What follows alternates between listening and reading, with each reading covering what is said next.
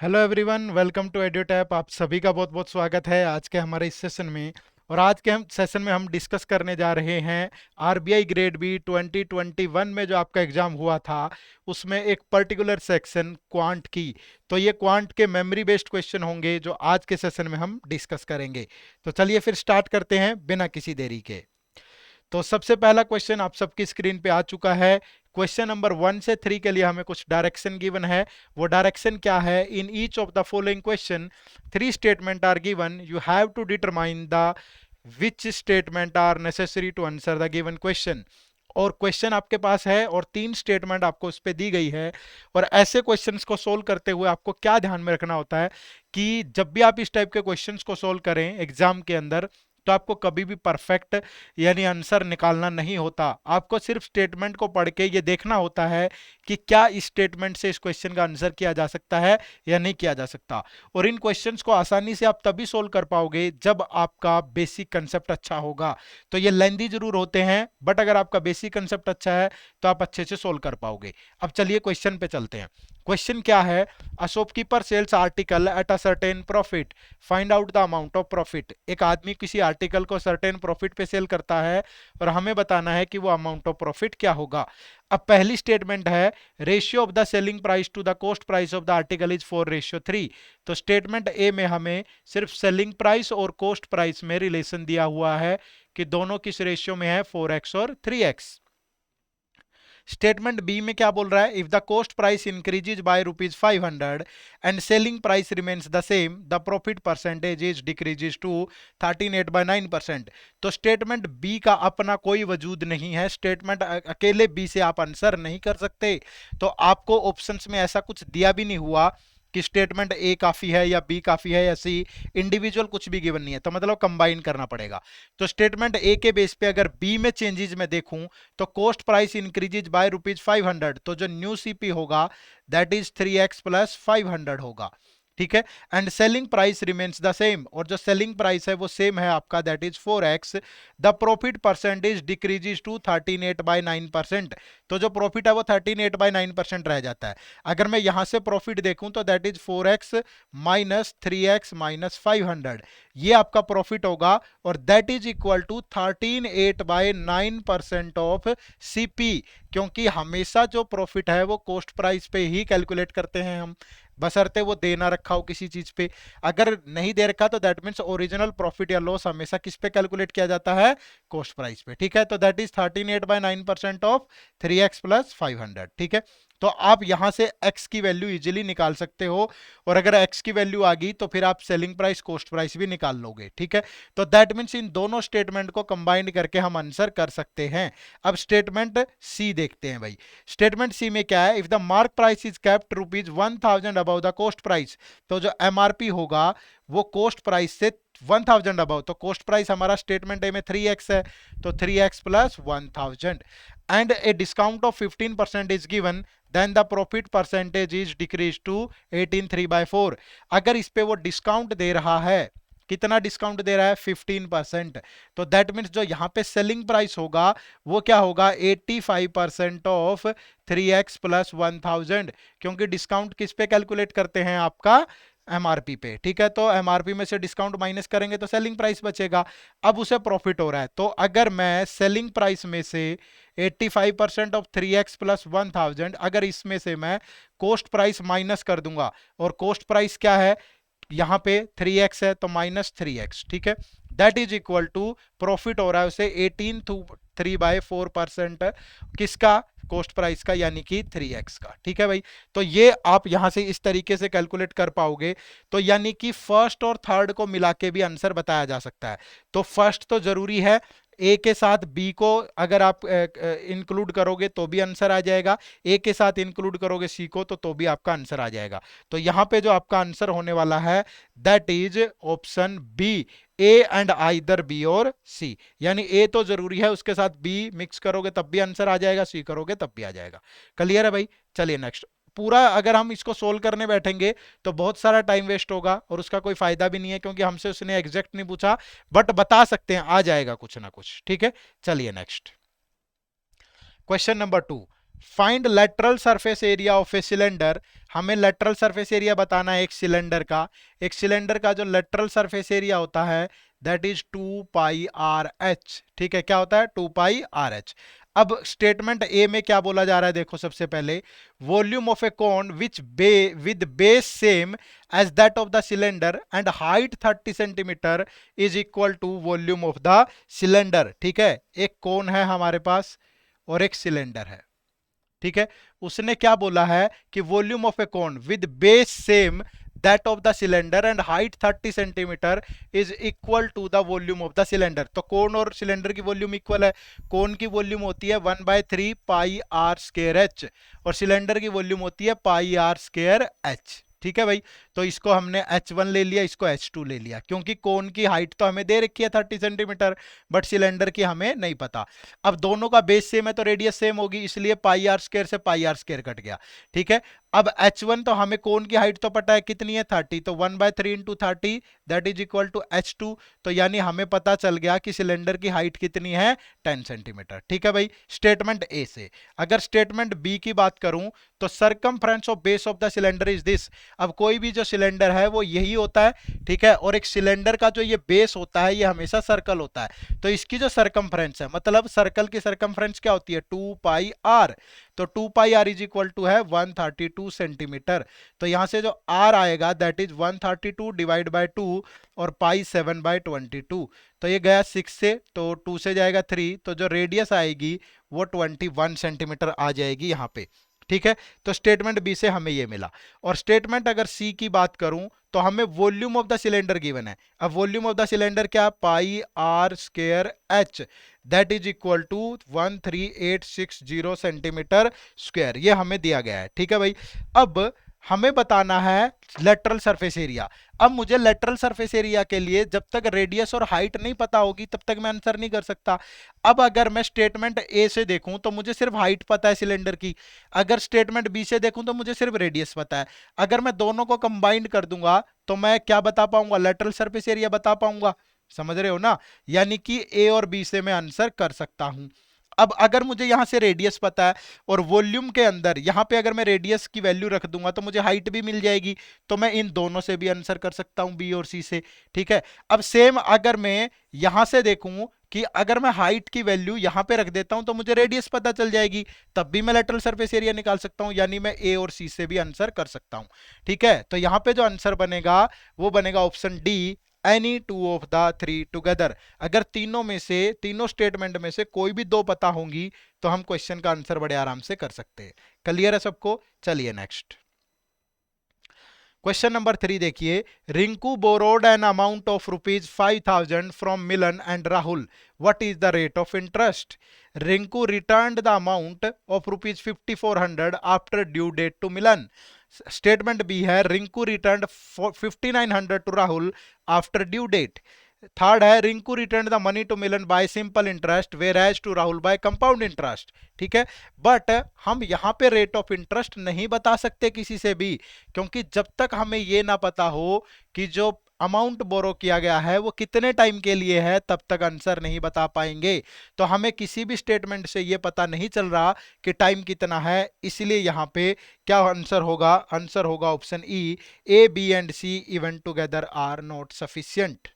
ठीक है भाई, चलिए नेक्स्ट क्वेश्चन नंबर 4। हमारे पास क्या गिवन है, देखो बड़े ध्यान से। क्वांटिटी 1 में दिया गया है -21x³ y³, -21x³ y³।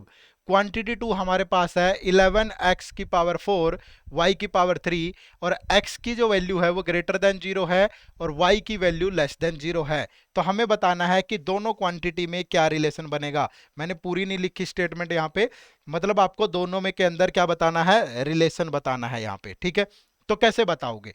अब ऐसे क्वेश्चंस को जब भी सोल्व करना हो आपको, ये क्वांटिटी 1 है, ये क्वांटिटी 2 है, तो जो भी गिवन है आपके पास वैल्यू, अगर x की वैल्यू ग्रेटर देन 0 है और y लेस देन 0 है तो कोई भी वैल्यू एज्यूम कर लो। ठीक है, अगर मैं x को इक्वल ले लेता हूं 1 के तो x 0 से ग्रेटर होगा, और y को ले लिया मैंने -1 तो x लेस देन 0 हुआ। प्रैक्टिकली सोल्व करते हैं ना, तो क्वांटिटी 1 में अगर मैं देखूं तो 21x⁴ तो 1 की पावर 3 और यहाँ y की पावर 3 -1 की पावर 3। तो ये -21 इंटू 1 इंटू -1, तो हमें मिला प्लस का 21। अगर यहां पुट करूं तो 11 x की पावर 4 यानी 1 की पावर 4 और y की पावर 3 -1 की पावर 3, तो हमें मिलेगा -11। जबकि 21 प्लस का है, ये माइनस का है, तो जो क्वांटिटी 1 है वो ग्रेटर होगी क्वांटिटी 2 से, यानी आंसर हो जाएगा ऑप्शन ए। अब आप कहोगे अगर मैं कुछ और वैल्यू रखूं, x की वैल्यू आपको पॉजिटिव ही लेनी है, y की नेगेटिव लेनी है, और नेगेटिव की अगर पावर ओड होगी तो वो हमेशा नेगेटिव के साथ मल्टीप्लाई हो गए, यह हमेशा पॉजिटिव बनेगा, यह हमेशा नेगेटिव ही बनेगा, आप चाहे वैल्यू कुछ भी ले लो। इसलिए यहां पे क्लियर है कि क्वांटिटी 1 हमेशा क्वांटिटी 2 से ग्रेटर ही आने वाला है। क्लियर है जी। चलिए नेक्स्ट क्वेश्चन, क्वेश्चन नंबर 5 देखिए। क्वांटिटी 1 में हमें गिवन है यूनिट डिजिट ऑफ 36 की पावर 34, और क्वांटिटी 2 में हमें गिवन है एक equation X square minus 3x minus 10 is equal to 0। तो आप इसको कैसे सोल्व करोगे? देखो, यूनिट डिजिट कभी भी आपको निकालना है किसी नंबर का, तो आप हमेशा बेस का यूनिट डिजिट देखो। यूनिट डिजिट का मतलब होता है राइट हैंड साइड की तरफ से फर्स्ट डिजिट। अब यहाँ पे राइट हैंड साइड की तरफ से फर्स्ट डिजिट है 6, तो 6 की पावर चाहे कितनी भी हो, हमेशा यूनिट डिजिट 6 ही आता है।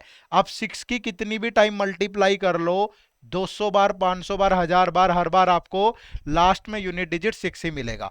तो क्वांटिटी 1 से जो आंसर आया वो 6 आया। अगर क्वांटिटी 2 की बात करूं तो यहां से दो फैक्टर बनाएंगे, X square minus 5x plus 2x minus 10 is equal to 0।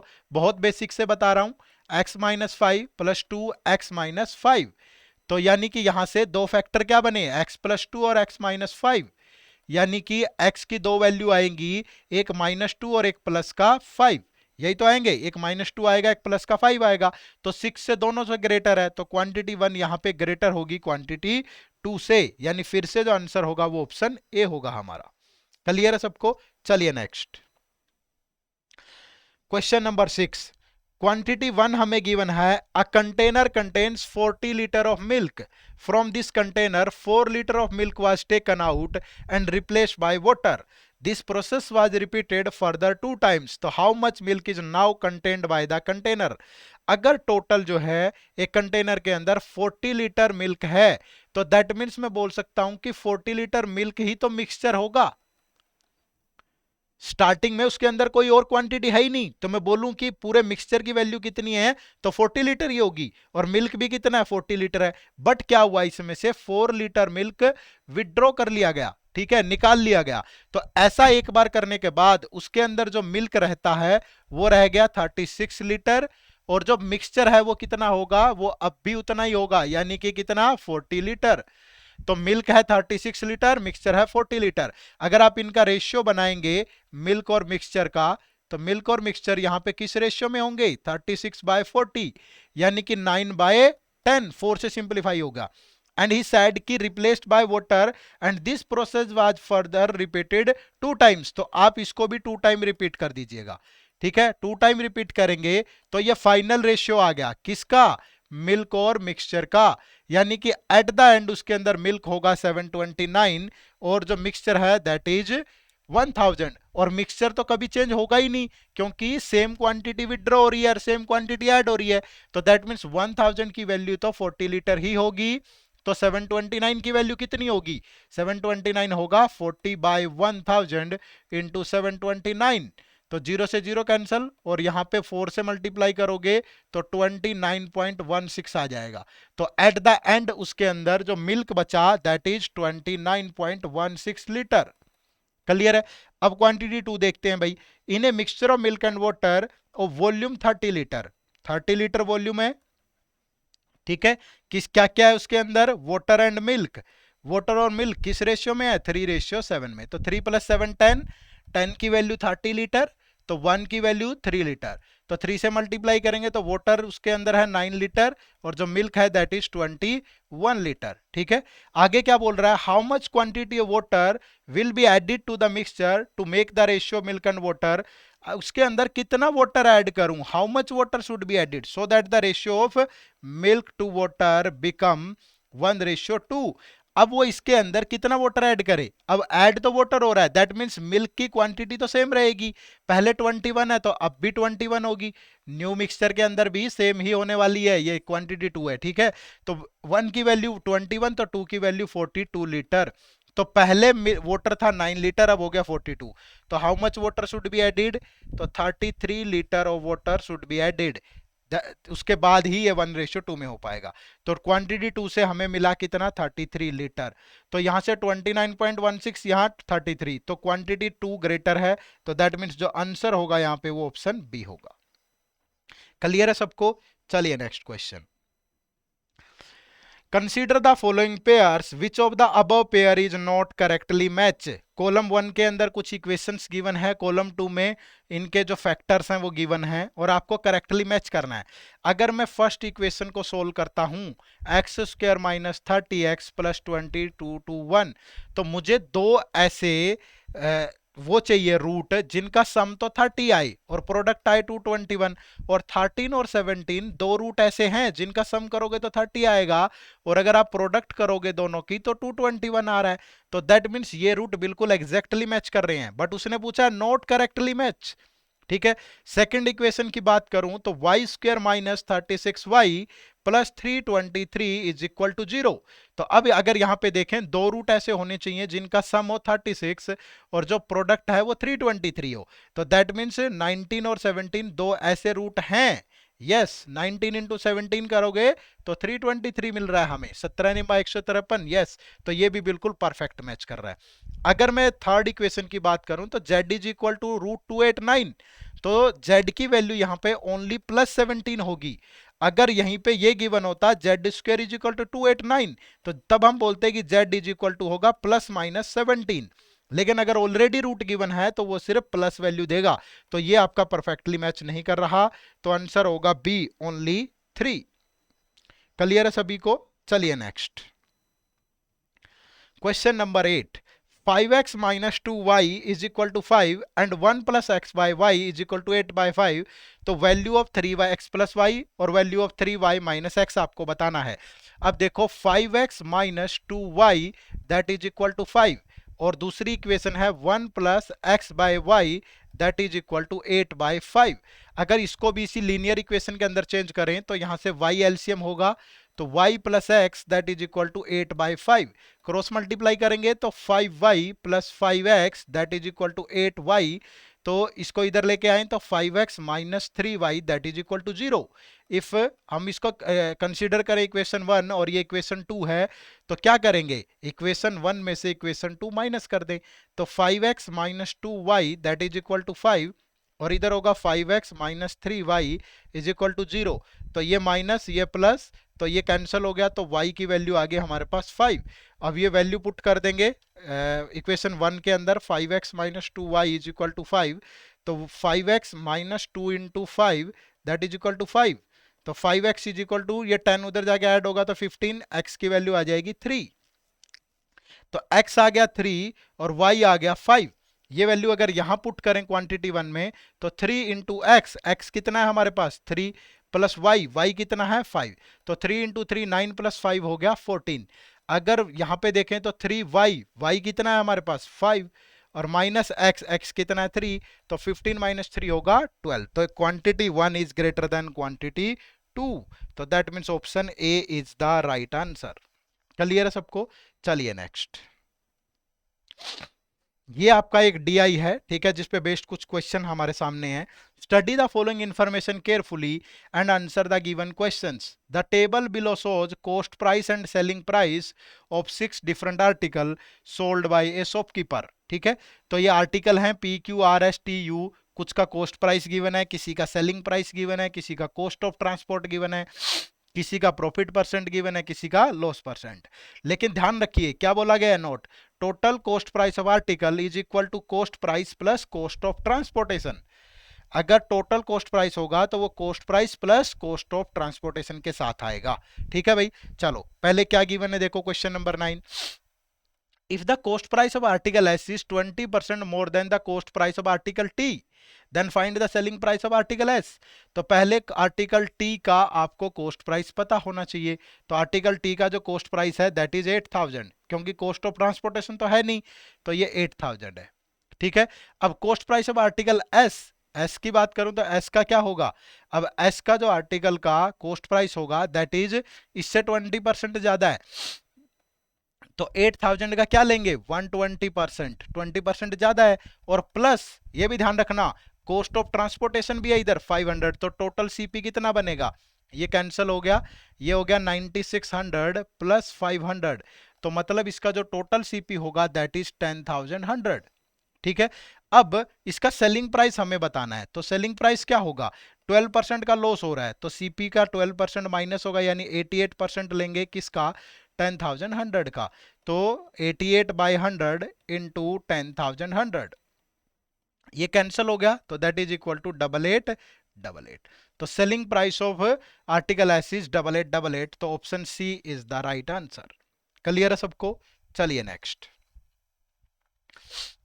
Question number 10। If the shopkeeper has paid rupees X for the cost of transport in article R, article R में अगर cost of transportation X they, and when the transportation cost charges by rupees 100, then find the value of X if the sum of selling price of article R in these two cases is rupees 11,000। कह रहा है कि अगर देखो R का selling price क्या होगा first case में, जब कॉस्ट ऑफ ट्रांसपोर्टेशन सिर्फ एक्स है, तो जो इसका सेलिंग प्राइस होगा, लॉस हो रहा है 20%, तो सेलिंग प्राइस होगा 80% of total cost price 6000 plus x, तो ये केस 1 में आपका सेलिंग प्राइस होगा। अब केस 2 के अंदर आपका 80% ही रहेगा क्योंकि 20% का लॉस हो रहा है। चेंज कहां हुआ है, चेंज हुआ है कॉस्ट ऑफ ट्रांसपोर्टेशन पे। कॉस्ट ऑफ ट्रांसपोर्टेशन अब एक्स की बजाय कितना है, एक्स प्लस 100, तो टोटल कितना हो जाएगा 6000 प्लस एक्स प्लस 100। अब इन दोनों को मिला करके जो वैल्यू है, जो सेलिंग प्राइस है, वो किसके इक्वल है, दैट इज इक्वल टू 11000। ठीक है, अगर 80% दोनों में से कॉमन ले लें तो अंदर ये 6000 6100, तो 12100 प्लस 2x, और दैट इज इक्वल टू 11000। ठीक है, तो 80% ऑफ 2x लेंगे तो 1.6x होगा, और 80% ऑफ दिस लेंगे, 20 से 20 कटेगा, तो ये 11000 में से माइनस होगा इधर आके 0, 8 12 8 96 इतना 80, और ये बच गया 1000, और ये 340, तो ये बच गया 1340 सॉरी 1320 के बराबर जब इसमें से माइनस करेंगे। तो x की वैल्यू हो जाएगी 1320 डिवाइड बाय 1.6, और परसेंटेज अगर ये ऊपर जाएगा डेसिमल तो 0। ठीक है, तो क्या ये 16 से कट रहा है, अगर 2 से काट दें तो 5, अगर 2 से काटा तो 8, 8 से काट देंगे तो 8 1 जा 8, फिर 8 6 जा 48, फिर 8 5 जा, तो दैट इज इक्वल टू 825, यानी कि आंसर होगा ऑप्शन ई। क्लियर है, बड़े आराम से सोल्व कर सकते हो, बशर्ते आपका बेस अच्छा होना चाहिए। ठीक है भाई, चलो next question number 11। If the cost of transportation on article T is rupees 300, article T पे कॉस्ट ऑफ ट्रांसपोर्टेशन कितना है 300, and the selling price of article P is 40% less than the selling price of article T, तो पहले article T का selling price निकालना पड़ेगा, तो cost of transportation plus cost price, तो कितना हो गया टोटल 8300, और इसमें से प्रॉफिट हो रहा है 15% का। ठीक है, तो यानी कि जो सेलिंग प्राइस है वो 8300 है, लेकिन इसमें प्रॉफिट भी इंक्लूड है, कितना प्रॉफिट हो रहा है 15%। ठीक है, तो अगर 15% प्रॉफिट है तो सीपी कितना होगा, क्या इसकी जरूरत है, if the cost of transportation on article T is rupees 300 and the selling price of article P is 40% less than the selling price of article T, तो 15% की हमें यहाँ पे जरूरत नहीं है, हमें सिर्फ ये देखना था सेलिंग प्राइस कितना है, तो 8300 है।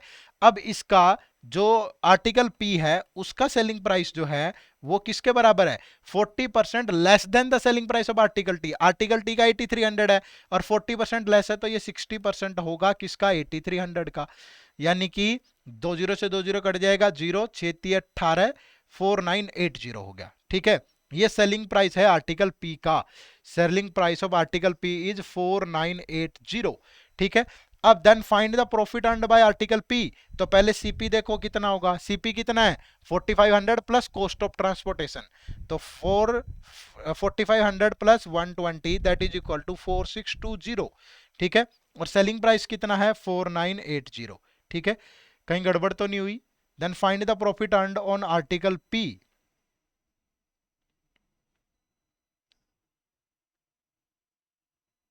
1 सेकेंड भाई, अब यहां से ये जो सेलिंग प्राइस नहीं था, थोड़ी सी गड़बड़ होगी हमसे, मिस्टेक। ठीक है, that is not the selling price, ये क्या है कॉस्ट प्राइस है। ठीक है, कोस्ट, ये तो हमें निकालना ही था, हमने इसको कोस्ट सेलिंग प्राइस ले लिया, sorry.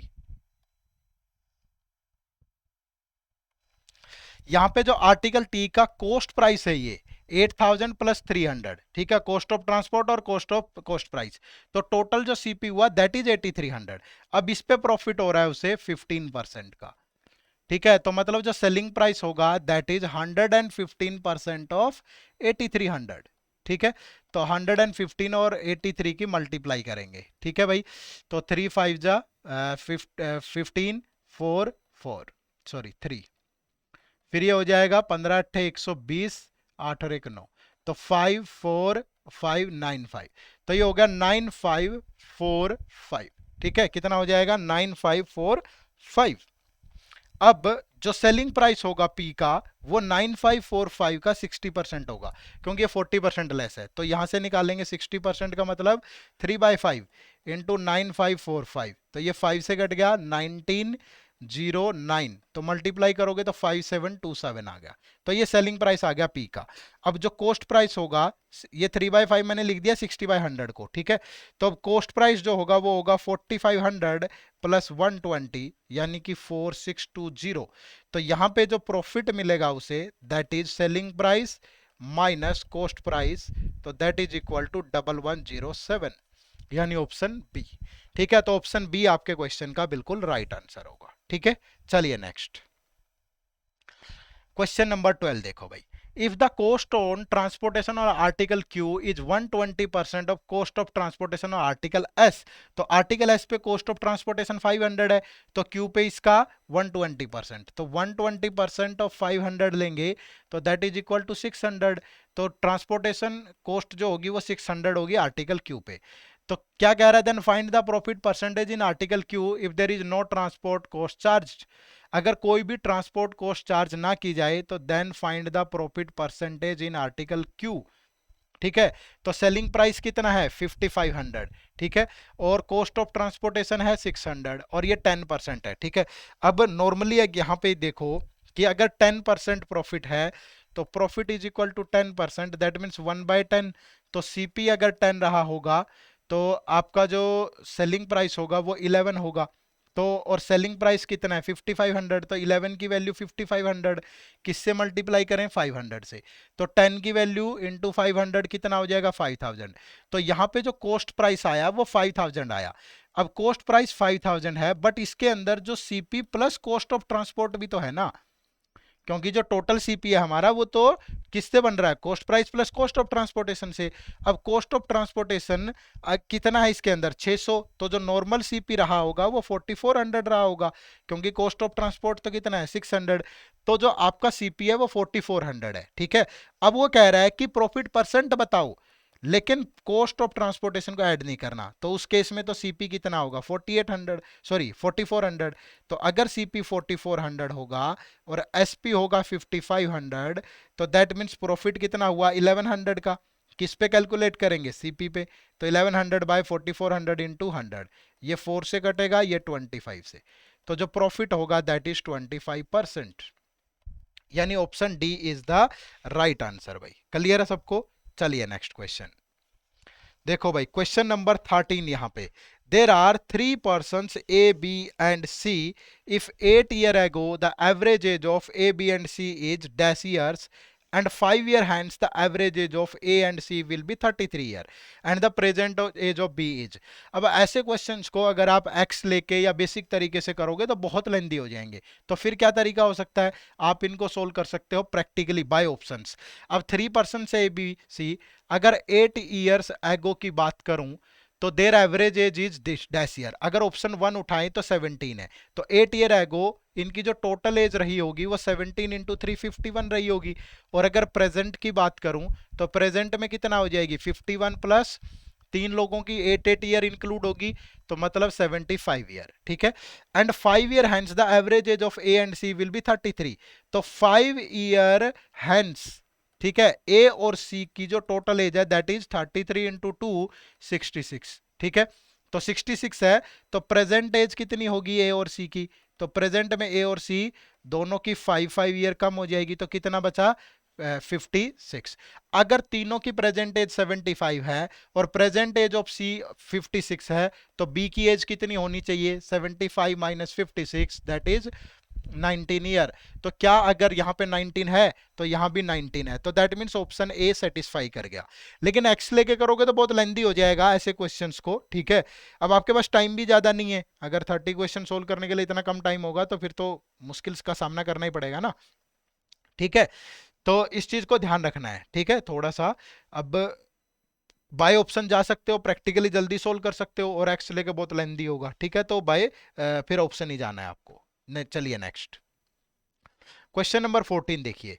Ajay invested rupees x in a scheme Z. Scheme Z offer compound interest at the rate of 10% compounded annually for the first 3 years and then simple interest at the rate of 8% for the next 5 years.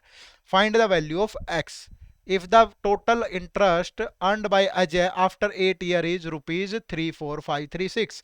अब मान लीजिए अजय ने कितना पैसा invest किया, उसका जो principal है दैट इज रुपीज 1000 हमने मान लिया, ठीक है।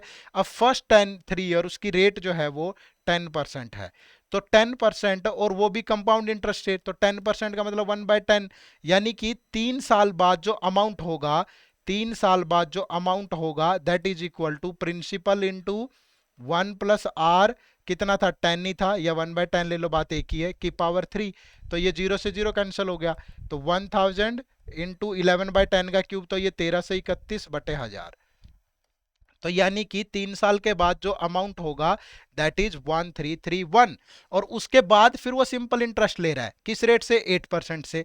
अब हमारा सिंपल इंटरेस्ट के लिए जो प्रिंसिपल होगा वो 1331 होगा, और रेट कितनी है? 8%। तो इंटरेस्ट कितना हुआ 5 ईयर का? 8% into 5 that is equal to 40%, ठीक है। यानी कि इस प्रिंसिपल का टोटल अमाउंट कितना हो जाएगा यहाँ पे? अब अगर मैं अमाउंट निकालूं तो अमाउंट इज इक्वल टू 1331 का 140%, ठीक है, आफ्टर 8 ईयर, ये टोटल अमाउंट हुआ। तो पहले यही कैलकुलेट करते हैं, 1331 इंटू 140/100, ठीक है। तो ये 0 से 0 कैंसिल हो गया, तो 14 1 जा 14, 14 तिये 42, 43 4, 14 तिये 42 और 4 46 4, और ये 1863.4, ठीक है भाई, इतना आ गया। 14 एकम 14 1, 14 तिये 42, 43 4, 14 तिये 42 और 4 46 4, तो 18, और डिवाइड बाय 10 है, तो ये बन गया हमारा, ठीक है। बट जो प्रिंसिपल था वो तो 1000 ही था, तो इंटरेस्ट कितना बना after 8 year? 1863.4 minus 1000 that is equal to 863.4, और उसने बोला है कि जो टोटल इंटरेस्ट है वो 34536 है, ठीक है, 34536। तो दैट मीन्स ये 8634 की वैल्यू, 0.4 की वैल्यू 34536 है। और हमसे पूछ रहा है एक्स, एक्स हम क्या लेके चले थे? एक्स तो 1000 लेके चले थे, तो 1000 की वैल्यू क्या होगी? 34536 डिवाइड बाई 863.4 इंटू 1000, और ये डेसिमल के नाम का 10 ऊपर चला गया, ठीक है भाई। तो अब अगर ये इसको मल्टीप्लाई करूं, 4 चौके 16, 4 तिये 12, 1 24 25 2, तो ये इसको 4 से सिंप्लीफाई कर रहा है, तो दैट मीन्स जो x की वैल्यू आई वो कितनी आ गई हमारे पास? 40,000, यानी option E is the right answer. Clear है भाई सभी को? चलिए नेक्स्ट क्वेश्चन, क्वेश्चन नंबर 15 देखो। While writing first n natural number I missed one number, what is the number that I missed? मैं जब भी पहले एन नेचुरल नंबर लिख रहा हूं उसमें से एक नंबर मिस हो गया, और वो मिस नंबर क्या होगा ये हमें बताना है। स्टेटमेंट 1 क्या कह रही है? The sum of all the natural number which I wrote is 320, यहां से तो नहीं पता चला हमें। The digit I missed is an odd number, यहां से भी पता नहीं चला हमें। नेक्स्ट है, if I had not missed the number the sum would have been 325, अगर मैं नंबर मिस ना करूं, इंक्लूडिंग नंबर जो सम आ रहा है, इंक्लूडिंग नंबर जो नंबर मिस किया है दैट इज 325, और without number, without missed number जो सम है दैट इज इक्वल टू 320, तो दैट मीन्स जो नंबर मिस किया है वो क्या होगा? 325 माइनस 320, यानी कि 5। क्लियर है? तो मैं इन दोनों स्टेटमेंट से बता सकता हूं कि नंबर हमने क्या मिस किया है, ठीक है। लेकिन यहां पे ऐसा कोई ऑप्शन गिवन नहीं है कि मैं स्टेटमेंट 1 और 3 से बता सकता हूं, कोई भी ऑप्शन ऐसा गिवन नहीं है। तो क्या आंसर नन ऑफ दीज होगा? नन ऑफ दीज नहीं होगा, क्योंकि ये जो सेकंड स्टेटमेंट है ये बता रही है कि the digit I missed is an odd number, और 5 एक ओड नंबर है। तो इसको कंक्लूड करके हम आंसर करेंगे कि only statement 1, 2 and 3 together are sufficient. ये बात ध्यान रखिए। हालांकि हम सिर्फ फर्स्ट और थर्ड से बता सकते हैं, बट ऑप्शन ऐसा गिवन ही नहीं है कि 1 और 3 से बता सकते हो। तो नन ऑफ दीज आंसर नहीं देना। क्या देना है? क्योंकि जो सेकंड स्टेटमेंट है उससे भी अगर मैं मिला दूं तो यही बात सामने आ रही है कि वो ओड नंबर है, तो दैट मीन्स वो 5 ही है। ठीक है, तो तीनों को मिला के आंसर कर सकते हैं, इसलिए जो आंसर होगा वो ऑप्शन डी होगा यहाँ पे। ठीक है, चलिए नेक्स्ट क्वेश्चन नंबर 16 और 17। Read the following information carefully and answer the question based on it. A sequence of number is given to you as below. ठीक है, ये एक सीक्वेंस ऑफ नंबर है जिसमें कुछ वैल्यू आपको निकालनी पड़ेगी। ठीक है, क्या दिया हुआ है? P जो है वो HCF और LM होगा, वेयर LM आर को प्राइम। को प्राइम का मतलब होता है जिनका HCF 1 हो, ऐसे नंबर जिनका कोई कॉमन नंबर नहीं है। तो HCF 1 है, तो जो P है वो HCF और LMRN है, तो दैट मीन्स P की वैल्यू यहाँ पे 1 होगी, क्योंकि एल और एम अगर को प्राइम है तो उनका HCF 1 होगा, तो P कितना हुआ? 1। और Q की वैल्यू क्या है? Smaller root of k square minus 2k minus 8। तो अगर k square minus 2k minus 8 को अगर मैं सोल्व करूं तो k square minus 4k plus 2k minus 8 is equal to 0। तो k minus 4 plus 2 k minus 4 is equal to 0। तो k plus 2 और k प्लस k माइनस 4, तो k की दो वैल्यू होंगी, -2 और +4। बट उसने बोला है कि स्मॉलर रूट लेना है, तो दैट मीन्स q की वैल्यू क्या होगी? -2। दिखने में घातक लग रहा है, क्वेश्चन बहुत इजी है। q की वैल्यू कितनी आ गई? -2। बस लेंदी है, कर सकते हो। पेपर डिफिकल्ट था, इसमें कोई शक नहीं है, बट बाद में तो सोल्व कर ही सकते हैं। अभी मैं आपको समझा रहा हूं तो बड़े आराम से बनाया जा सकता है। बट दिक्कत क्या थी? टाइम का इश्यू था। ठीक है ना, तो इसीलिए कट ऑफ भी इतनी कम चली गई। तो उस चीज पे मत जाइए, अगर पेपर लेंदी होगा, मुश्किल होगा, तो कट ऑफ भी जाहिर सी बात है नीचे ही जाएगी हमेशा। ठीक है, बट आप प्रिपेयर अच्छे से करके जाइए पहले। अब यहां से देखो a की वैल्यू क्या होगी? p स्क्वायर माइनस क्यू, तो 1 का स्क्वायर माइनस क्यू कितना? -2, तो प्लस का 2 हो जाएगा। तो a आ गया 3 हमारे पास। b माइनस ए किसके बराबर होगा? p प्लस 1 का स्क्वायर। p कितना है? 1 प्लस 1 का स्क्वायर कितना होगा? 2 का स्क्वायर 4, माइनस क्यू कितना? -2। और तो b किसके बराबर होगा? ये तो 2 बच गया, -a 3, माइनस का 3 इधर आके प्लस का हो जाएगा। तो b की वैल्यू आ गई कितनी? 5। अगर यहां से देखें c माइनस बी क्या है? p प्लस 2 का होल स्क्वायर। p कितना है हमारे पास? 1, और 2 की 1 प्लस 2 3, 3 का स्क्वायर कितना हो गया? 9, प्लस क्यू कितना है हमारे पास? माइनस का 2, तो ये आ गया 7। लेकिन माइनस बी इधर आके प्लस का होगा, +5। तो जो सी की वैल्यू आएगी वो 12 आएगी। ठीक है, अब D minus C D minus 12 that is equal to p plus 3, तो 1 प्लस 3 का स्क्वायर 16, माइनस क्यू -12। अब ये बच गया 14, और 12 इधर आके ऐड होगा, तो d की वैल्यू हो जाएगी 26। अब अगर मैं यहां पुट करूं तो सीरीज बन गई 18, फिर उसके बाद है a की वैल्यू 2, b की वैल्यू कितनी है? 5, c की वैल्यू 12, d की वैल्यू 26, और ये 124। ठीक है, 18, 2, 5, 12, 26 और 124। ठीक है, ये वैल्यूज बन गई हमारे पास। अब हमसे पूछ रहा है कि how many numbers are divisible by 3 in the given sequence. तो 3 से डिविजिबल कौन है? 3 से डिविजिबल 18 है, 3 से डिविजिबल 12 है, और 3 से डिविजिबल तो दो ही नंबर है यहाँ पे। ठीक है, तो 18, a की वैल्यू 3 है, ये हमने 2 ले लिया। ठीक है, तो एक ये भी हो जाएगा, तो 3 नंबर डिविजिबल है, तो ऑप्शन सी जो है वो आपके क्वेश्चन का राइट आंसर हो जाएगा। ठीक है, और ये सीक्वेंस याद रखिएगा, 18, 3, 5, 12, 26, 124, 18, 3, 5, 12, 26, 124। ठीक है, जो सीक्वेंस थी वो क्या थी? 18, 3, 5, 12, 26 और 124, यही बना था हमारे पास। ठीक है, ये ए था हमारे पास, ये बी है, ये सी है, और ये डी है। ठीक है, क्योंकि इस क्वेश्चन के अंदर हमें क्या बताना है? Find the value of A square plus 3b plus 5c minus 4d। ठीक है, तो a की वैल्यू 3 है, तो 3 का स्क्वायर करेंगे, प्लस 3b, b की वैल्यू कितनी है? 5, प्लस 5c, c की वैल्यू कितनी है? 12, माइनस 4d, d की वैल्यू कितनी है? 26।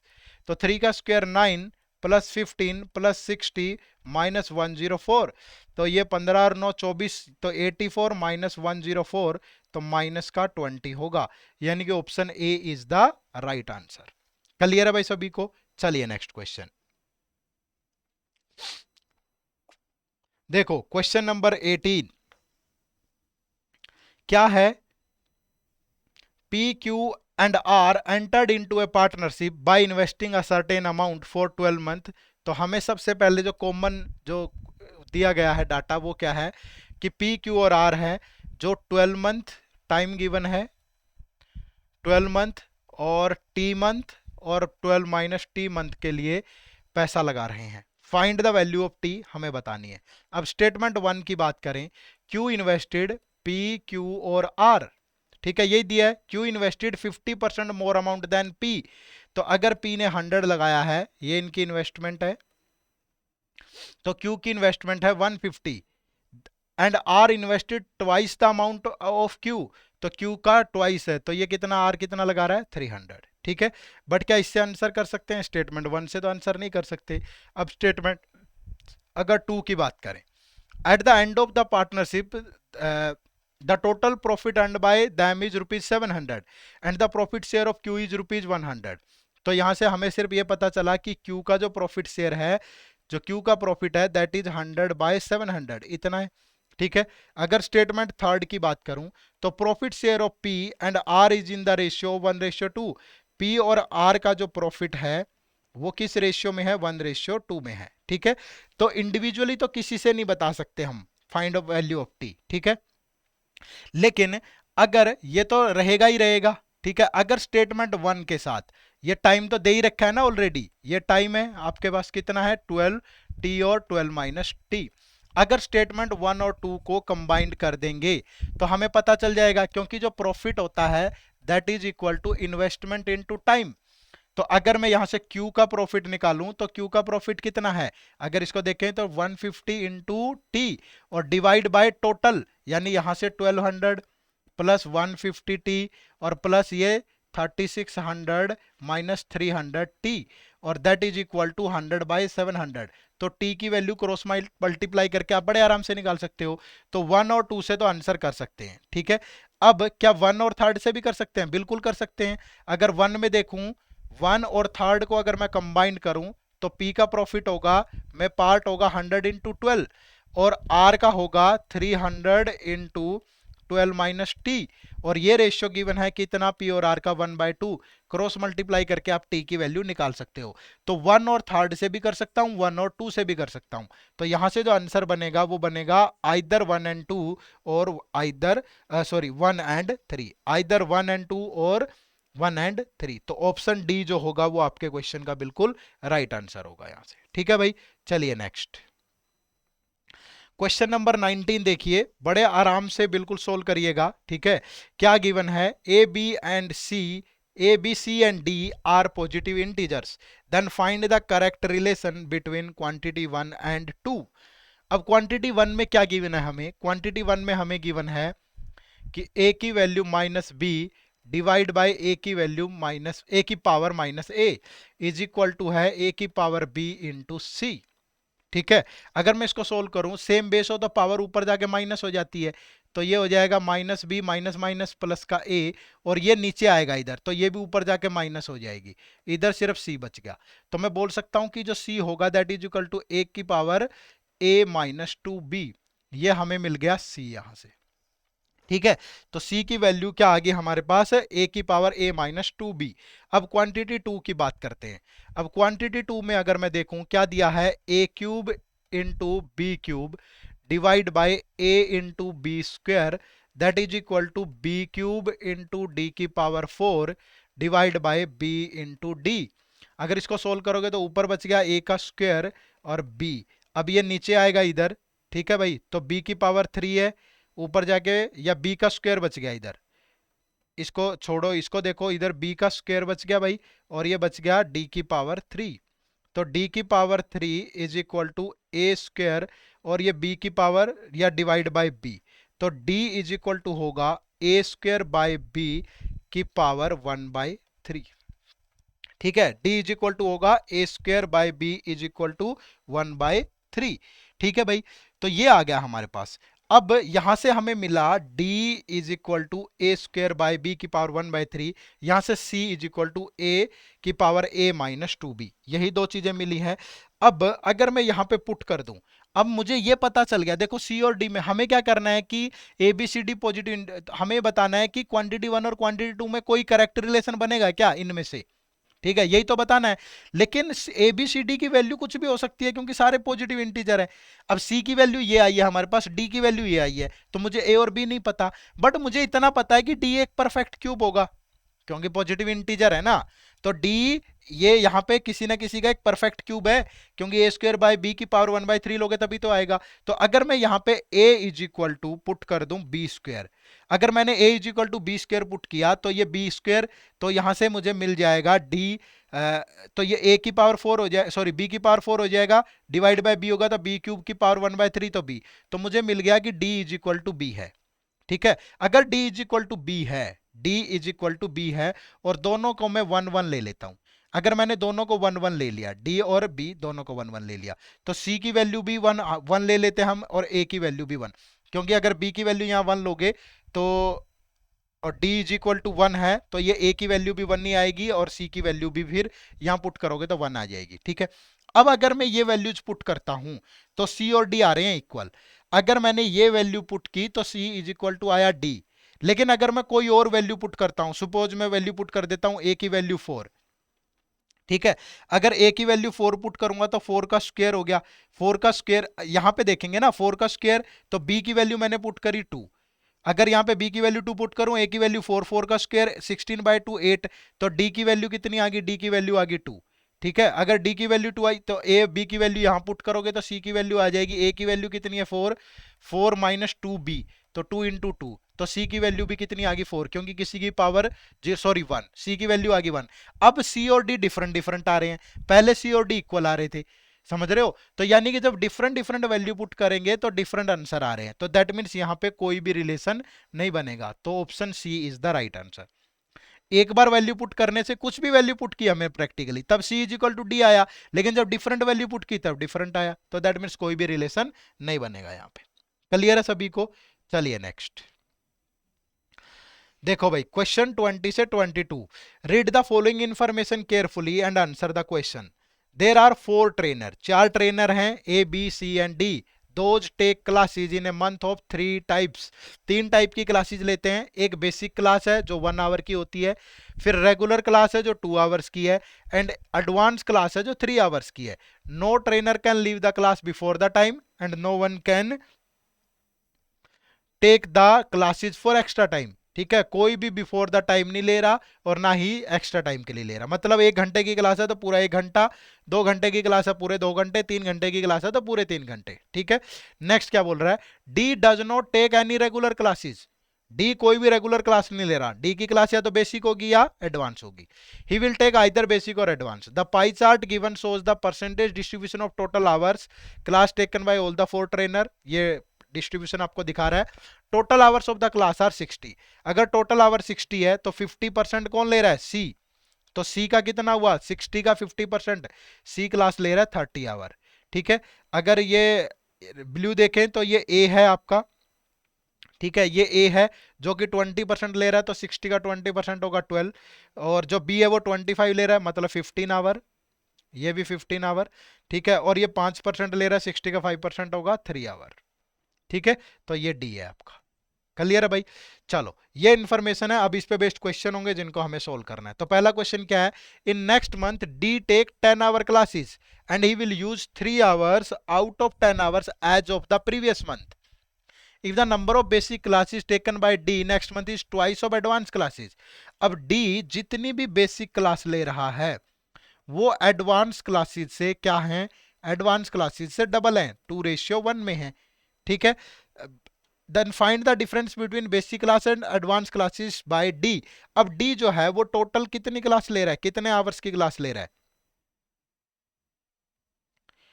3 आवर आउट ऑफ 10 आवर्स। ठीक है, आउट ऑफ 10 आवर्स, तो 10 आवर्स का मतलब हुआ कि 10 आवर्स की बात हो रही है यहाँ पे। ठीक है, तो यहाँ पे पहली बात तो 3 आवर वैसे के वैसे हैं, तो उसमें तो कोई चेंज ही नहीं है, मतलब ये 10 आवर्स की क्लासेज हैं, यही हमें यहाँ पे डिस्ट्रीब्यूट करनी है। अब देखो नॉर्मली जो बेसिक क्लास है वो 1 घंटे की होती है, ठीक है। अगर ये बेसिक क्लास 1 ले रहा है तो इसकी क्लासेज बनी, बेसिक क्लास का टोटल आवर हुआ 2 आवर, ठीक है। सॉरी, अगर एडवांस क्लास 1 ले रहा है और एडवांस क्लास कितने आवर की है, 3 आवर की, तो 1 × 3, तो इसका टोटल टाइम बनेगा 3 आवर्स, ठीक है। तो बेसिक क्लास से फिर बचे हुए 7 आवर्स बनने चाहिए, टोटल 10 आवर है ना। तो एडवांस क्लास अगर 1 ली उसने तो ये 2 लेगा, और 2 बेसिक क्लास से 2 ही घंटे बनेंगे, तो 5 ही घंटे बने ना, बनने चाहिए 7 घंटे, ठीक है। तो फिर हो सकता है कि उसने एडवांस क्लास 2 ली हो।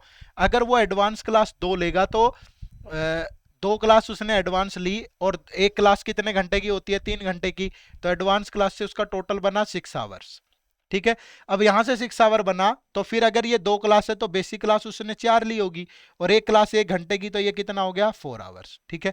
तो अगर 4 आवर और 6 आवर को मिला दें तो उसकी टोटल क्लास बन रही है 10 आवर्स की, ठीक है। तो दैट मीन्स उसने बेसिक क्लास ली 4 और एडवांस क्लास ली कितनी, 2। तो हमें बताना था कि find the difference between basic class and advance class, तो 2 का डिफरेंस होगा, तो ऑप्शन बी जो है यहाँ पे राइट आंसर होगा आपका। क्लियर है, चलिए नेक्स्ट। क्या कह रहा है next, 21, if A takes twice basic classes, अगर ए जो है वो ट्वाइस ले रहा है basic classes then advance classes, then find the total number of classes taken by A. अब ए जो है वो जो बेसिक क्लास है वो एडवांस क्लास से ट्वाइस है,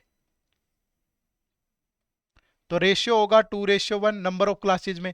पहले ए के आवर्स देखो, जो ए है वो 20%, तो 60 का 20% कितना हुआ, 12 आवर, ठीक है। कितना हुआ, 12 आवर, ठीक है भाई।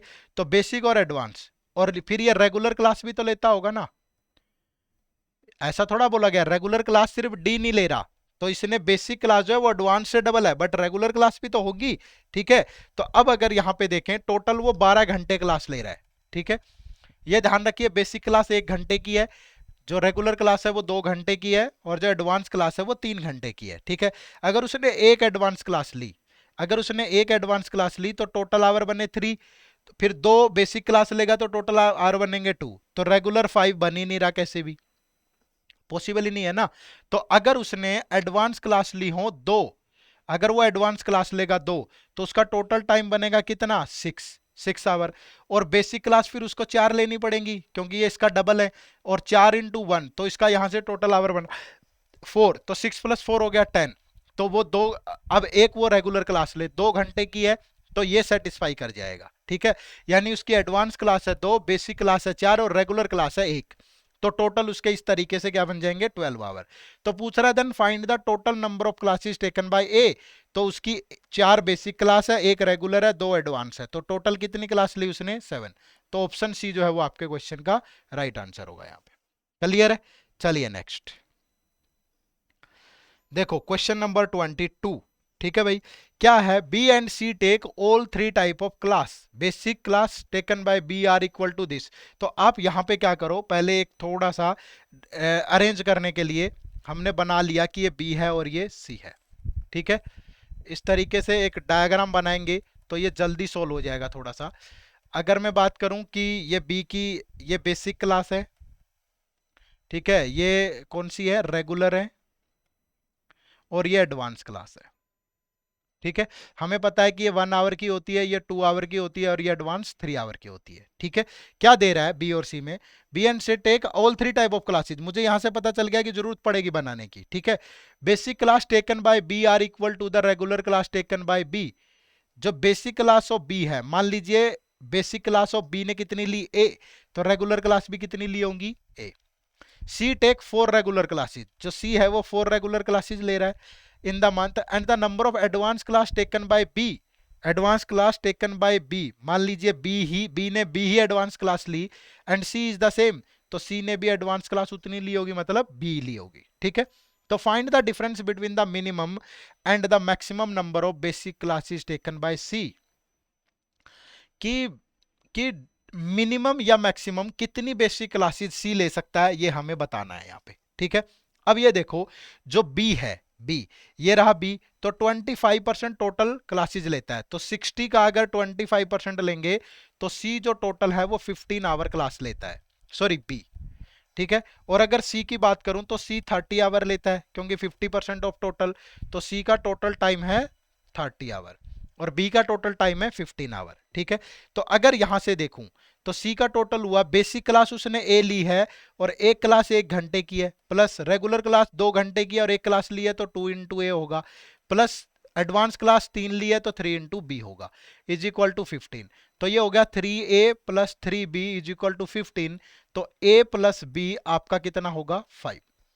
अगर मैं सी की बात करूं, ठीक है, अगर सी की बात करें, मान लीजिए सी ने बेसिक क्लास सी ही ली है, ठीक है, तो सी इंटू 1 प्लस 4 रेगुलर क्लास है तो 4 × 2 प्लस 3 एडवांस क्लास है तो b × 3 और दैट इज इक्वल टू 30। तो ये हो गया c प्लस 3b और ये 30 में से 8 माइनस होगा तो 22। तो दो इक्वेशन होगी हमारे पास, एक तो a प्लस बी 5 हो गया और दूसरा c plus 3b is equal to हो गया 22।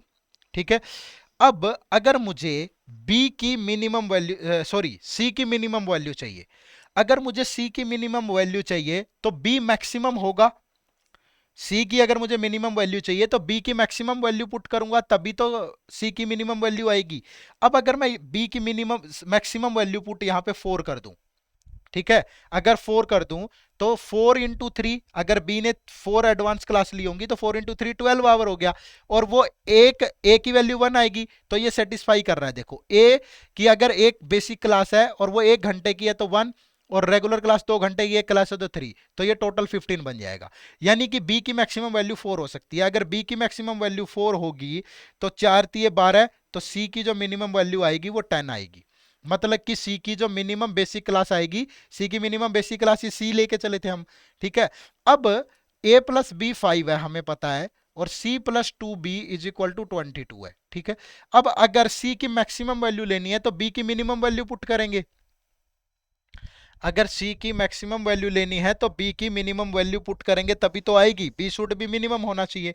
तो b मिनिमम कितना हो सकता है, अगर b 1 लूं, अगर b 1 लिया तो a की वैल्यू 4 होनी चाहिए। क्या यहां सेटिस्फाई कर रहा है? अगर बेसिक क्लास 4 होंगी तो 4 आवर, रेगुलर क्लासेस 4 होंगी तो 4 × 2 8, तो 8 + 4 12 आवर और b 1 होगा तो 12 × +3 15, बिल्कुल सेटिस्फाई कर रहा है।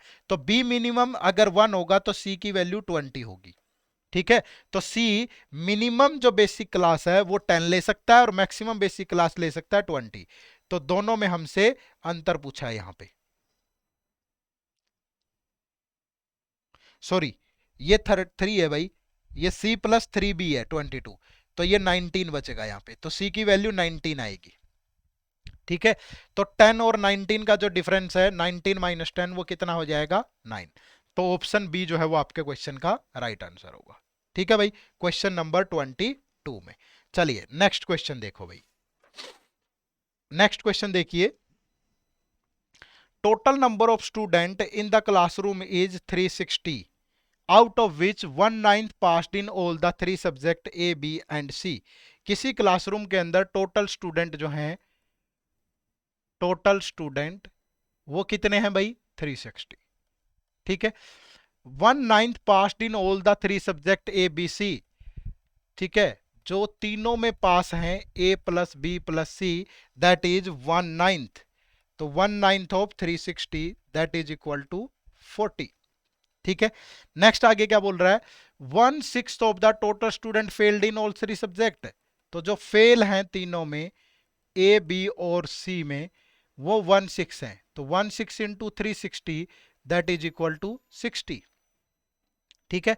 आगे क्या बोल रहा है, and 1/4 of all the student that passed at least 1 exam is equal to the number of student who passed only in subject A, ठीक है। तो वो बोल रहा है कि 1/4 of the all student that passed at least 1 exam is equal to the number of student who passed only in subject A. तो अगर मैं बात करूं at least pass in 1 subject, ऐसे कितने स्टूडेंट होंगे जो एटलीस्ट एक सब्जेक्ट में पास हो।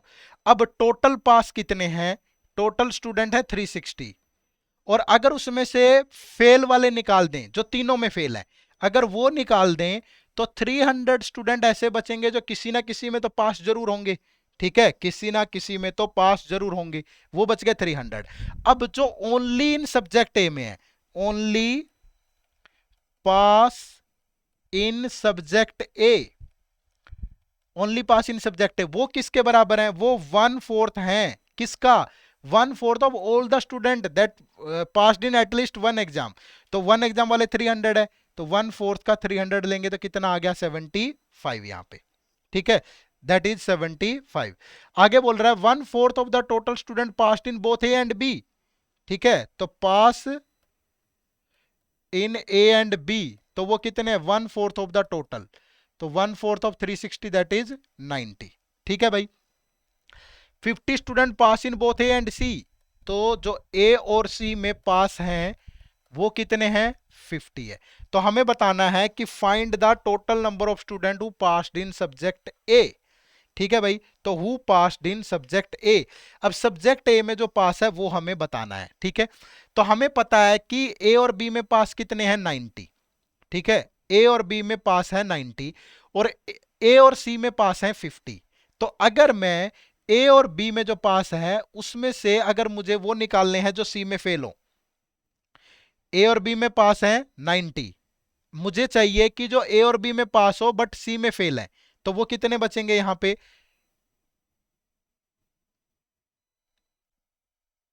जो तीनों में पास हैं वो है 40। ठीक है, और जो ए और बी में पास हैं वो 90, बट मुझे चाहिए जो ए और बी में पास हो बट सी में फेल हो। तो ए और बी में पास कितने हैं? 90। तो सी में और तीनों में पास कितने हैं? 40। तो ऐसे कितने लोग बच गए? 50, जो कि ए और बी में तो पास हैं बट सी में फेल है। तो वो कितने हैं? 90 माइनस 40 यानी कि 50। लेकिन ऐसे कितने लोग हैं जो ए और सी में तो पास हैं बट बी में फेल है, क्योंकि हमें तो सब्जेक्ट ए वाले निकालने हैं ना। तो ऐसे कितने लोग होंगे जो ए और सी में तो पास हैं बट बी में फेल है? तो वो कितने लोग हो जाएंगे यहाँ पे? तो वो है ए और सी में पास कितने हैं? 40, और तीनों में 50 सॉरी, तीनों में पास है 40। तो ऐसे कितने लोग बच गए भाई? 10। ठीक है, तो अब मुझे बताना है number of student passed in A, passed in A. तो कौन कौन होंगे वो? तो सबसे पहले तो जो ओनली ए में पास हैं, तो ओनली ए में कितने लोग पास हैं? 75। ओनली नहीं बोला उसने, कहीं ना कहीं पास है। ठीक है, फिर वो आएंगे जो ए और बी में तो पास हैं बट सी में फेल है, तो वो कितने हैं? 50। वो भी आएंगे जो ए और सी में पास है बट बी में फेल है, वो कितने हैं? 10। और वो भी आएंगे जो तीनों में पास है, इसमें भी तो ए है ना, ए यहां भी है, ए यहां भी है, ए इसमें भी है और ए इसमें भी है, तो ये हो गए 40। तो टोटल 175 लोग ऐसे होंगे जो ए में तो जरूर पास होंगे, बाकी कोई बी में फेल होगा, कोई सी में फेल होगा। ठीक है, हो सकता है कि कोई दोनों में फेल हो। क्लियर है? बात समझ में आई? तो ऑप्शन डी जो है वो आपके क्वेश्चन का राइट आंसर होगा यहां पे। क्लियर है सबको? चलिए नेक्स्ट क्वेश्चन नंबर 24 से 26 के लिए हमारे पास कुछ इंफॉर्मेशन है। The following question are accompanied by 3 statement, you have to determine which statement are necessary या sufficient to answer the question. Question number 24, how many times does the efficiency of a man exceed that of a women. हमें ये बताना है। पहले में क्या बोल रहा है? 3 women and 2 men working together complete A work in 6 days। 3 women plus 2 men 6 दिन में किसी काम को कर देते हैं। ठीक है, सेकंड क्या? 3 men do the same work 5 days sooner than 9 women। B में बोल रहा है सेकंड में कि 3 मैन जो है वो 5 days sooner, 3 man finish the work 5 days sooner than 9 women. ठीक है, यही बोल रहा है। और थर्ड में क्या बोल रहा है कि ratio of the efficiency of 8 women by 4 man is equal to 1/3। तो यहां से तो हम बता ही देंगे। ठीक है, तो 1 और 2 से भी बता, इससे तो अकेले से ही पता चल जाएगा। और ये भी टोटल वर्क है, ये भी टोटल वर्क होगा, तो इन दोनों को कंबाइंड करके ही पता चल जाएगा। तो यानी जो आंसर बनेगा वो ऑप्शन ई बनेगा। ठीक है, आइदर सी अलोन और ए and be together answer the question. ठीक है, पूरा नहीं सोल्व करना होता है ऐसे क्वेश्चंस को, सिर्फ बताना है। और इसी टाइप के क्वेश्चन ज्यादा पूछे गए थे हमसे एग्जाम। ठीक है भाई, चलो next question number 25, find out the length of train A. Train A की लेंथ हमें बतानी है यहाँ पे, ठीक है। पहली स्टेटमेंट में क्या बोल रहा है कि train A crosses another train be moving in the same direction in 72 second, यानी कि हमें टाइम पता है कितने सेकंड में, 72 सेकंड में। नेक्स्ट है statement B, speed of train A is 25 kilometre more than that of train B, यानी कि स्पीड हमें पता है कि अगर ट्रेन बी की x है तो ट्रेन ए की होगी x प्लस 25, ठीक है। नेक्स्ट सी, कि length of train B is 20% less than that of train A, यानी कि यहां पे हमें डिस्टेंस पता है, ठीक है। दोनों की लेंथ कह लो या डिस्टेंस कह लो, बात एक ही है। ट्रेन बी की जो है वो ए से 20% लेस है, तो अगर मैं बोलूं कि ये 4x है तो ये 5x होगी, तभी तो ये 20% लेस होगी, ठीक है। अब हमें बताना है कि लेंथ ऑफ ट्रेन के लिए आपको क्या करना पड़ेगा, तो मैं इस क्वेश्चन को तभी इस क्वेश्चन को सोल्व आप कर सकते हो, distance is equal to time into speed, यानी कि मुझे डिस्टेंस भी चाहिए, टाइम भी चाहिए, स्पीड भी चाहिए, तभी बता पाऊंगा। और ना इससे हमें सिर्फ टाइम पता है, इससे हमें सिर्फ स्पीड पता है, इससे हमें सिर्फ डिस्टेंस पता है, तीनों किससे पता होंगी, तीनों से। तो मतलब यहां पे ऑल द थ्री टुगेदर हमें चाहिए, तीनों अगर पता होगी तभी आप आंसर कर पाओगे, ठीक है। चलिए नेक्स्ट क्वेश्चन नंबर 26 भाई, ठीक है। देखो क्या है, what are the speed of two train, two train की हमें स्पीड बतानी है। स्टेटमेंट ए क्या कह रही है, two train of length 180 metre respectively run on parallel track, तो जो डिस्टेंस बनेगा टोटल, वो डिस्टेंस कितना बनेगा, अगर पैरेलल ट्रैक पे है तो 100 प्लस 80, चाहे अपोजिट डायरेक्शन हो चाहे सेम डायरेक्शन हो, डिस्टेंस पे कोई फर्क नहीं पड़ता, तो डिस्टेंस तो 180 रहेगा। अब बी देखो, when running in the same direction the faster train passes the slower train 1 in 18 second, अगर मैं मान के चलूं कि जो स्पीड है एक की x है एक की y है, ठीक है, तो वो 18 सेकंड में क्रॉस कर रही है उसको, तो हमें टाइम है पता है 18 सेकंड।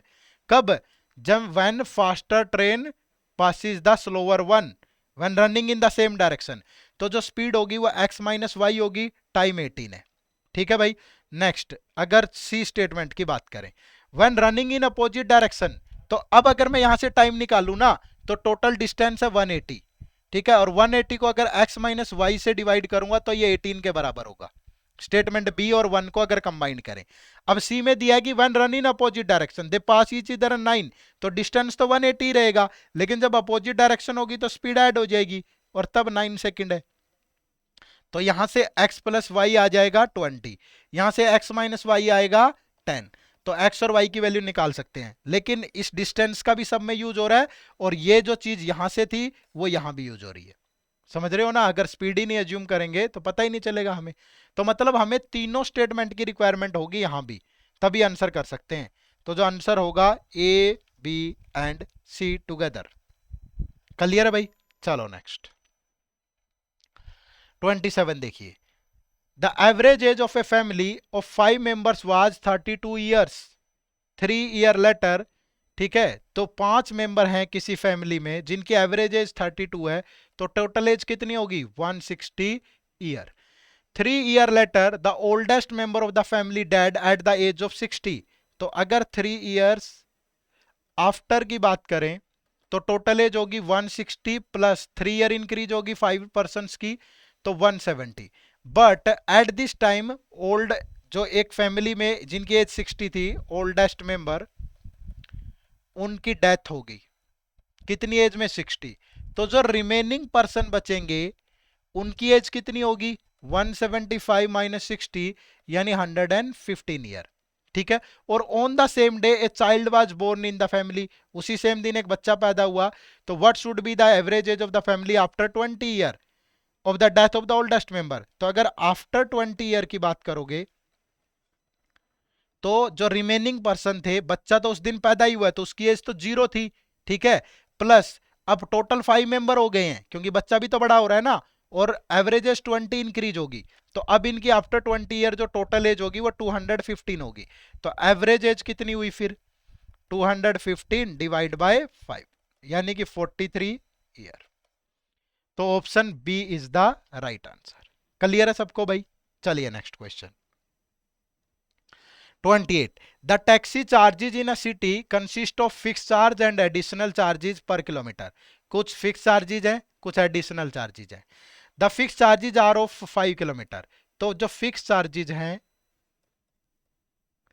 वो up to 5 किलोमीटर है सिर्फ, ठीक है. And additional charges are applicable per kilometre. जो एडिशनल चार्जेज हैं वो पर किलोमीटर के हिसाब से है, ठीक है. The charge for a distance of 10 kilometre is 350. अब जो 10 किलोमीटर के चार्जेज हैं वो 350 है, ठीक है. And for 25 kilometre it is ₹800. Then find the charge for the distance of 30 kilometre. ये हमें बताना है. अब सिंपली देखो, अगर हम मान ले कि जो फिक्स चार्जेज हैं वो ₹X हैं और जो एडिशनल चार्जेज हैं वो ₹Y पर किलोमीटर है, तो अब यहाँ 10 किलोमीटर में 5 किलोमीटर तो फिक्स होंगे, 5 किलोमीटर एडिशनल होंगे, तो 5 किलोमीटर का तो X हुआ और ये ₹Y पर किलोमीटर है तो 5 किलोमीटर का 5Y, ये इक्वल हो गया 350 के. अगर यहाँ देखें तो 5 किलोमीटर तो फिक्स है प्लस 20 किलोमीटर एक्स्ट्रा है, तो 5 किलोमीटर का तो X हुआ और 20 का हुआ 20Y, that is equal to 800, ठीक है. अब 30 में 5 किलोमीटर के लिए तो फिक्स होंगे और 25 के लिए एडिशनल पे करेंगे, तो x प्लस 25y की हमें वैल्यू बतानी है. तो इन दोनों इक्वेशन को सोल्व कर लो. अगर मैं इक्वेशन 2 में से इक्वेशन 1 माइनस कर दूं, x plus 5y is equal to 350, ये माइनस होगा तो 15y इज इक्वल टू 450, तो y की वैल्यू आ गई 30. अब y की वैल्यू के x की वैल्यू के लिए हम y की वैल्यू पुट करेंगे, x plus 5 into 30 that is equal to 350. तो जो x की वैल्यू होगी 350 माइनस 150 दैट इज 200. अब ये वैल्यू यहाँ पुट कर दो, x की वैल्यू 200 जो फिक्स चार्जेज है प्लस 25 इंटू y की वैल्यू कितनी है 30, तो 25 इंटू 30 है 750. तो जो टोटल उसे पे करना है दैट इज 950. तो option D is the right answer. Clear है भाई. चलिए next question number 29. On reducing the entry fee by 35% in a park, the number of people coming to the park increased by 40%. Then the percent increase or decrease in the income from the entry fee is. On reducing the entry fee, तो मान लीजिए फी जो है वो 100 है और जो number of people आते हैं पार्क के अंदर वो भी 100 ही आते हैं, तो जो टोटल यहां से रिवेन्यू होगा, इनकम होगी, ठीक है, वो कितनी होगी 100 इंटू 100 यानी कितना होगा 10,000. बट वो कह रहा है कि on reducing the entry fee by 35%, तो अगर 35% रिड्यूस हुआ तो न्यू एंट्री फी होगी 65. Number of people increase by 40%, अगर नंबर ऑफ पीपल 40% इंक्रीज हो रहे हैं तो नंबर ऑफ पीपल हो गए 140. तो अब जो टोटल रिवेन्यू होगा दैट इज 65 इंटू 140, तो 0 70 84 90 100. तो कितना डिक्रीज हुआ 900 डिवाइड बाय 10,000 इंटू 100, तो दैट मीन्स 9% क्या हो रहा है डिक्रीज हो रहा है, ठीक है. तो ऑप्शन जो सी है वो आपके क्वेश्चन का राइट आंसर होगा. क्लियर है सभी को. चलिए next. A number series given below as 1, a second number series as 2 having first term same as the wrong term of the series 1. Find four term of the series.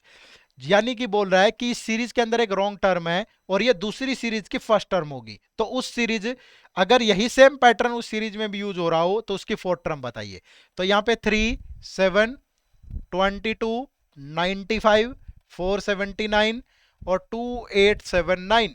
तो क्या logic use हो रहा है, ये into 2 plus 1 हो रहा है, तो यहाँ पे इंटू 3 प्लस 2 होना चाहिए, तो 7 3 जा 21 प्लस 2 यानी यहाँ 23 होना चाहिए.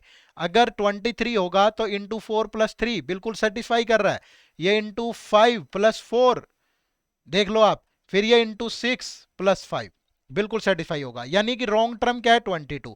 तो सेम 22 से यहां भी यही लॉजिक लगेंगे, इंटू 2 प्लस 1 तो 22 गुना 2 44 प्लस 1 45, ठीक है. इंटू 2 प्लस इंटू 3 प्लस 2 तो 45 दिया 135, तो 137 होगा. तो ये इंटू 4 प्लस 3 तो 4 सत्ते 28 और 2 52 और 2 54 प्लस 3 तो जो फोर्थ टर्म होगी वो 551 होगी। यहाँ पे फोर्थ टर्म ही हमें बतानी है, तो ऑप्शन जो डी है वो आपके क्वेश्चन का राइट आंसर होगा। ठीक है, find fourth term of the series. तो ये पहली टर्म है, ये दूसरी है, ये तीसरी है, ये फोर्थ, तो ये आंसर हो गया 551। क्लियर है सबको? चलिए, तो थैंक यू वेरी मच, आप सभी का बहुत बहुत शुक्रिया इस सेशन को इतना प्यार से देखने के लिए। अच्छा लगा तो ज्यादा से ज्यादा लाइक करिए। ये आपके आरबीआई ग्रेड बी 2021 में हुए प्रिलिमिनरी फेज में क्वांट सेक्शन के 30 मेमोरी बेस्ड क्वेश्चन थे।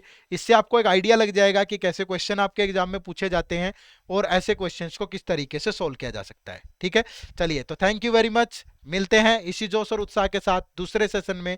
तब तक के लिए बाय बाय, टेक केयर, जय हिंद, जय भारत।